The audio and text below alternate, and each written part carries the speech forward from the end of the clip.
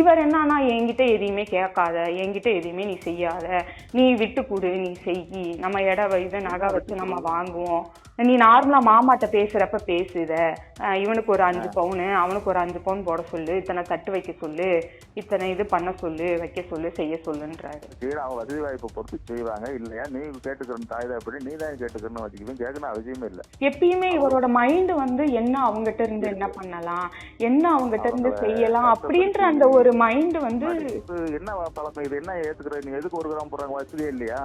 இல்ல மாமா, இப்ப அவங்க அதை வந்து செய்யாட்டினா இருமா பாருங்க, நான் பாக்குற தாய் தப்பைன்ட்ட மாமன் வச்சிருங்க, சீர் செய்யறது வைக்கிறதெல்லாம் அவங்க மாமா, அது உண்மைதான் மாமா, அது செய்யறது நார்மல் மாமா. நான் எதிர்பார்க்க மாட்டேன் இல்ல மாமா, எனக்கு இவ்வளவு கொடுங்கன்னு கேட்க மாட்டேன்னு சொல்றேன், இவர் கேளுங்கன்றாரு மாமா.